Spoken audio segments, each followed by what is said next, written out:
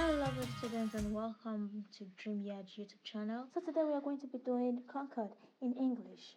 Concord is the technical term used to denote formal agreements in person, number, gender, or tense between different elements within a sentence. This agreement is shown in changes in the verb form. For example, verbs agree with the subject in number and person.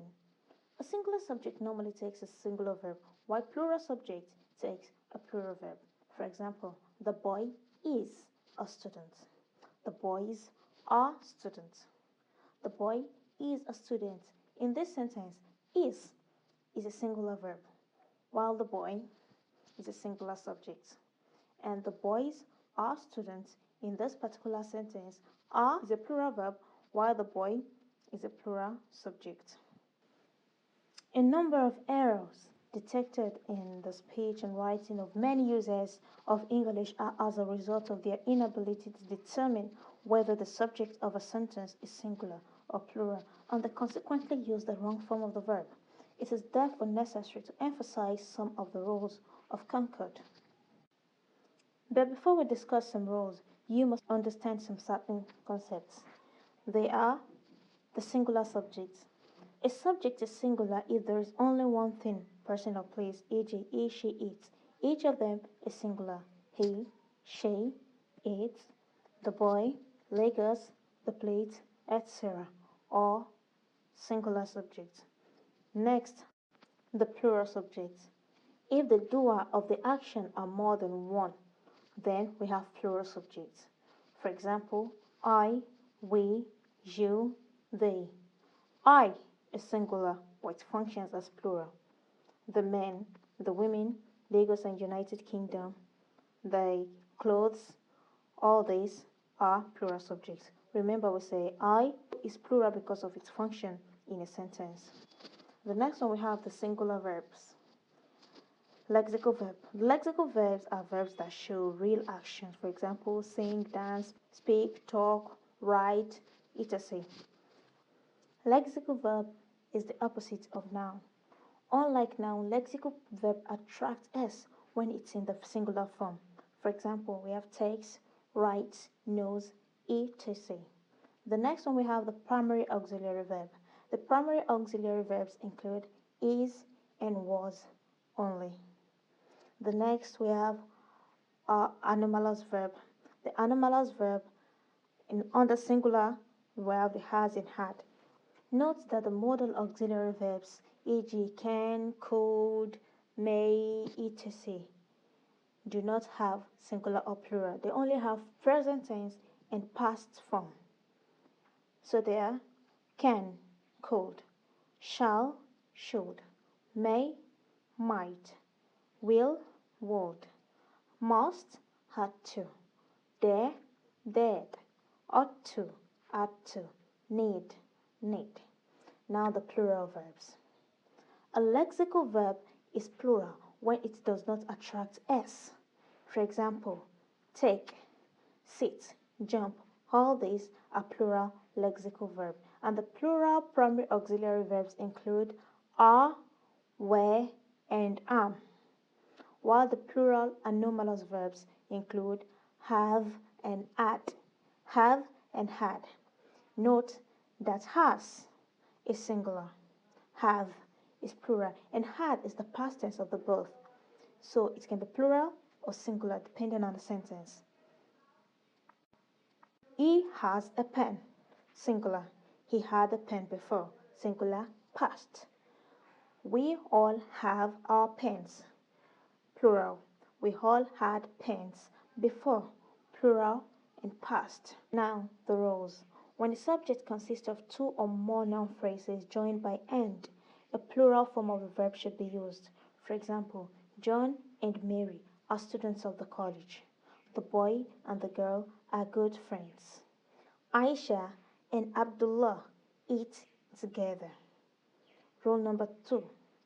If each or every is used to modify the noun phrase joined by hand in the first row as a subject, a singular verb is used. For example, each principal and vice principal makes a separate report. Every student and lecturer seeks the growth of the institution. Rule number 3. When two or more subjects are joined by or, nor, but, neither nor, either or, a singular form of the verb is generally required. For example, John or Johnson is to be elected president. Neither Ade nor Ayo has a chance. Either you or him is to go there. Rule number 4. When one of the two subjects connected by or, nor, or but is singular and the other is plural, the verb agrees with the nearer one. For example, neither the farmer nor his laborers were aware of the insect pests. Not only the boys, but also their father encourages it. Rule number 5. A singular subject followed immediately by expressions such as well as, in addition to, including, no less than, together with, accompanied by, or any other similar construction must take a singular verb, e.g., the producer, as well as his assistant, deserves to be honored. The store, in addition to the farm, was sold. The governor, accompanied by his deputy, was there. Rule number 6. When two subjects connected by or no differ in person, the verb agrees with the narrow one. John or you are responsible for his safety. Neither Fred nor I have eaten. Either you or he is to go there. Rule number 7. When this rule number 6, creates an awkward sentence, restates the idea in a form which is both correct and natural. For example, rather than write, neither Mary nor I am to blame, say, Mary is not to blame, neither am I. Instead of saying, you or he is the leading contender, you can say, you and he are the leading contenders. Rule number 8. A singular subject followed by a plural modifier must take a singular verb. For example, the leader of the rebel forces has been captured. Number 2. One of the girls in the congregation looks sick. Rule number 9. Indefinite pronouns such as anybody, anyone, everybody, everyone, nobody, somebody, everything, and something generally require a singular verb. For example, anyone who cheats is dishonest. Nobody seems to be in agreement with the suggestion. Rule number 10. When the subject is a collective noun, use a singular verb when the class is considered as a unit, but a plural verb when the members of the class are considered individual. For example, clergy. Under singular, the clergy is poorly paid, just one clergy.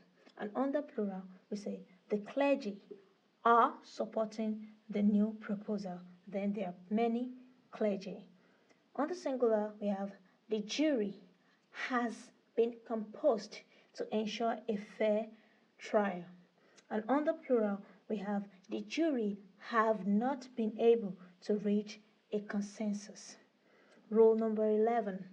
Plural numbers take singular verbs when used in a phrase to indicate a sum or unit.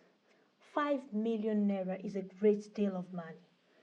10% of the population is illiterate. 2 weeks is a lot of time. Rule number 12. Certain nouns which are plural in form but singular in meaning takes a singular verb. Conversely, plural noun without the S inflections normally take plurals. The news is interesting. Semantics is the study of meaning. Cattle are mostly read in the north. The plays have an audience text before them. So thank you for following the class till the end. The exercise of the just concluded class will be dropped in our Telegram channel. The link will be in the description box. Do well to join so that you can access our Telegram channel and you can test your knowledge on what you've learned. Have a nice day and goodbye.